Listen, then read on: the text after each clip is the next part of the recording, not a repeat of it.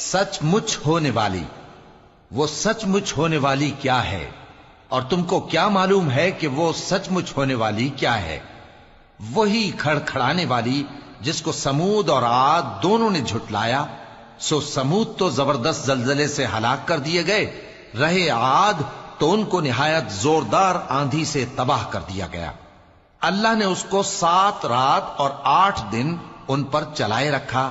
تو اے مخاطب، تو ان لوگوں کو اس میں اس طرح گرے ہوئے دیکھتا جیسے کھجوروں کے کھوکھلے تنے، پھر کیا تو ان میں سے کسی کو بھی باقی دیکھتا ہے؟ اور فرعون اور جو لوگ اس سے پہلے تھے اور وہ جو الٹی ہوئی بستیوں والے تھے، سب گناہ کے کام کرتے تھے، سو انہوں نے اپنے پروردگار کے پیغمبر کی نافرمانی کی تو اللہ نے بھی ان کو بڑا سخت پکڑا۔ جب پانی طغیانی پر آیا تو ہم نے تم لوگوں کو کشتی میں سوار کر لیا تاکہ اس کو تمہارے لیے یادگار بنائیں اور یاد رکھنے والے کان اسے یاد رکھیں۔ پھر جب سور میں ایک بار پھونک مار دی جائے گی اور زمین اور پہاڑ دونوں اٹھا لیے جائیں گے، پھر ایک بار ہی توڑ پھوڑ کر برابر کر دیے جائیں گے، تو اس روز ہو پڑنے والی یعنی قیامت ہو پڑے گی، اور آسمان پھٹ جائے گا تو وہ اس دن کمزور ہوگا، اور فرشتے اس کے کناروں پر ہوں گے، اور تمہارے پروردگار کے عرش کو اس روز 8 فرشتے اپنے اوپر اٹھائے ہوں گے۔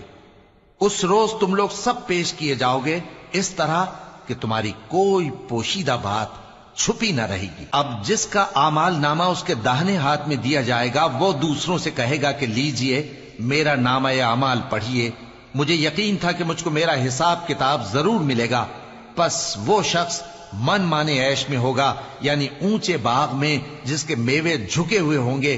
ان سے کہا جائے گا کہ جو اعمال تم ایام گزشتہ میں آگے بھیج چکے ہو، ان کے عوض مزے سے کھاؤ اور پیو۔ اور جس کا نامہ اعمال اس کے بائیں ہاتھ میں دیا جائے گا تو وہ کہے گا اے کاش مجھ کو میرا اعمال نامہ نہ دیا جاتا اور مجھے معلوم نہ ہوتا کہ میرا حساب کیا ہے۔ اے کاش موت میرا کام تمام کر چکی ہوتی، آج میرا مال میرے کچھ بھی کام نہ آیا، مجھ سے میرا اقتدار جاتا رہا۔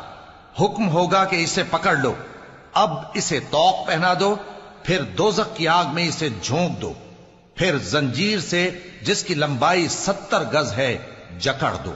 یہ نہ تو اللہ عظمت والے پر ایمان لاتا تھا اور نہ فقیر کے کھانا کھلانے کی ترغیب دیتا تھا، سو آج اس کا بھی یہاں کوئی دوست نہیں اور نہ اس کے لیے کوئی کھانا ہے سوائے زخموں کے دھون کے، جس کو گناہگاروں کے سوا کوئی نہیں کھائے گا۔ سو میں ان چیزوں کی قسم کھاتا ہوں جو تم کو نظر آتی ہیں اور ان کی جو تمہیں نظر نہیں آتی، کہ یہ قرآن ایک معزز فرشتے کا پہنچایا ہوا کلام ہے، اور یہ کسی شاعر کا کلام نہیں، مگر تم لوگ بہت ہی کم ایمان لاتے ہو، اور نہ کسی کاہن کا قول ہے، لیکن تم لوگ بہت ہی کم غور و فکر کرتے ہو۔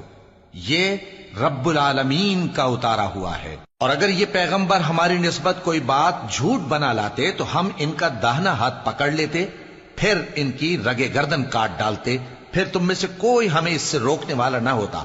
اور یہ کتاب تو پرہیزگاروں کے لیے نصیحت ہے، اور ہم جانتے ہیں کہ تم میں سے بعض اس کو جھٹلانے والے ہیں۔